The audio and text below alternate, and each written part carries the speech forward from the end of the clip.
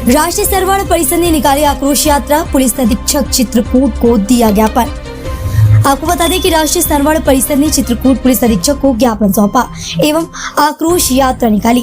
बीते दिनों ममता मिश्रा ने आत्महत्या कर ली थी। बताया जाता है कि ममता मिश्रा निवासी चर मानिकपुर की बेटी के साथ छेड़खानी की गई थी और आरोपी खुलेआम घूम रहे हैं, जिनकी गिरफ्तारी नहीं हो पाई। जैसे यह मामला राष्ट्रीय सर्वण परिषद के संज्ञान में आया, तुरंत ही राष्ट्रीय अध्यक्ष पंडित पंकज धवरैया जी के आदेशानुसार प्रांत प्रचारक सचिन तिवारी जी के नेतृत्व में कौशाम्बी, लखनऊ व अन्य जिलों की टीमों के साथ पीड़ित परिवार से मुलाकात की व पुलिस अधीक्षक चित्रकूट को ज्ञापन सौंपा। साथ ही साथ आक्रोश यात्रा भी निकाली। राष्ट्रीय सर्वण परिषद टीम ने चेतावनी देते हुए तीखे शब्दों में कहा कि अगर कार्रवाई नहीं होती तो एक बड़े व्यापक आंदोलन के साथ पुलिस अधीक्षक चित्रकूट का घेराव किया जाएगा।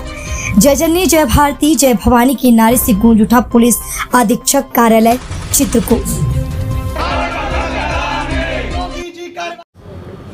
सचिन जी, आप आज चित्रकूट एसपी ऑफिस आए थे, क्या मामला लेके आए थे? देखिए, लगातार उत्तर प्रदेश में सवर्णों पर अत्याचार की घटनाएं बढ़ती जा रही हैं। लगातार सवर्णों पर अत्याचार हो रहा है और एक ऐसा ही प्रकरण चित्रकूट जनपद से भी सामने आया, जहां ममता मिश्रा का एक प्रकरण संज्ञान में आया, जिस मामले को लेकर भारतीय जनता पार्टी के मंडल अध्यक्ष के दबाव में ममता मिश्रा को आप सोचिए कि आत्महत्या के लिए मजबूर होना पड़ा। इस मामले को लेकर लगातार मैंने देखा कि समाज के तमाम नेता, तमाम विधायक, मंत्री सभी खामोश थे। इस मामले में बोलने के लिए कोई तैयार नहीं है।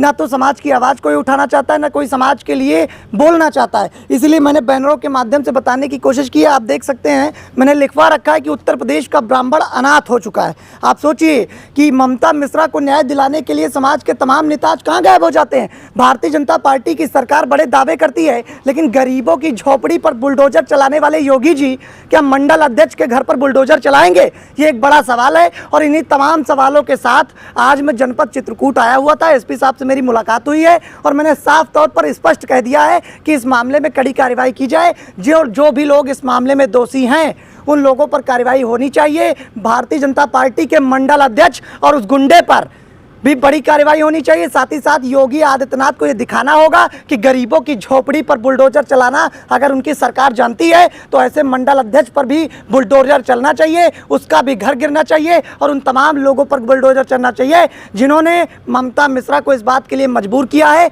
कि आज वो इस दुनिया में नहीं। धन्यवाद। क्या परिचय आपका? मेरा अतुल कुमार नाम है। कहाँ रहते हैं? मैं गोविंद नगर मानिकपुर में रहता हूँ। मैं थाना क्षेत्र जनपद? मानिकपुर ही है, जनपद चित्रकूट है। आज एसपी ऑफिस आए हैं आप, क्या मामला था? महोदय, हमारा मामला, हमारी बहन को 11 तारीख को छेड़खानी हुई, जिसका हमने पहले ही अवगत करा दिया था पुलिस स्टेशन में जाके।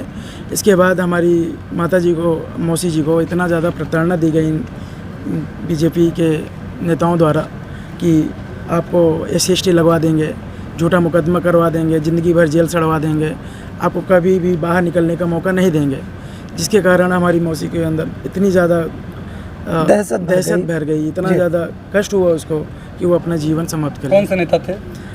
बीजेपी के मंडल अध्यक्ष हैं राकेश और बीजेपी के प्रदेश मंत्री हैं आशीष।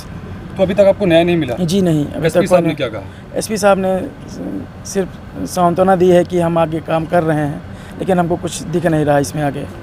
ठीक है, देखिए, मैं साफ कहना चाहता हूं कि इस मामले में अगर कार्रवाई नहीं होती तो फिर बड़े पैमाने पे तमाम लोगों से सवाल भी पूछे जाएंगे और सवाल उन लोगों से, सवर्ण नेताओं से भी पूछे जाएंगे जो समाज के वोट बैंक की ठेकेदारी लेना जानते हैं, जो समाज को बरगलाना जानते हैं, वोट बैंक के रूप में इस्तेमाल करना जानते हैं, लेकिन कार्रवाई करना नहीं जानते। आज ब्रजेश पाठक जैसे नकली शिरोमणि जैसे नेता हैं। आप सोचिए, उत्तर प्रदेश की राजनीति में वो खुद को ब्राह्मणों का शिरोमणि बताते हैं। मैं स्थानीय विधायक से कहना चाहता हूँ, वो खुद को ब्राह्मणों का शिरोमणि बताते हैं, लेकिन आज जब समाज को सबसे ज़्यादा ज़रूरत है, ऐसे परिवारों को जब सबसे ज़्यादा ज़रूरत है, तो आज ऐसे परिवारों की मदद नहीं हो रही है। ऐसे गरीब ब्राह्मण जगह जगह पर दर दर भटक रहे हैं और उन पर कार्रवाई नहीं की जा रही है। भारतीय जनता पार्टी ने क्या गुंडाई, दबंगई और लड़की छेड़ने का लाइसेंस दे दिया है?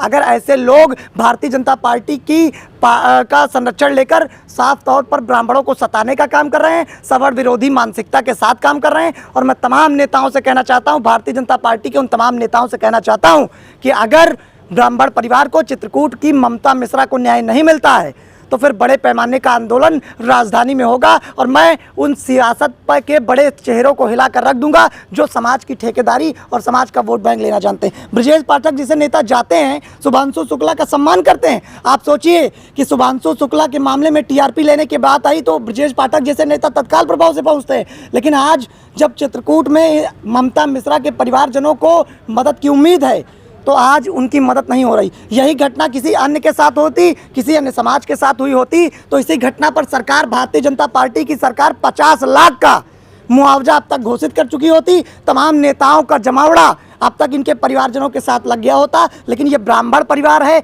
ये सवर्ण है, इसी की सजा इनको मिल रही है। और उत्तर प्रदेश का ब्राह्मण अनाथ हो चुका है, ना उसकी कोई सुनने वाला है, ना कोई समझने वाला है। ये उत्तर प्रदेश के ब्राह्मणों को समझने की आवश्यकता है।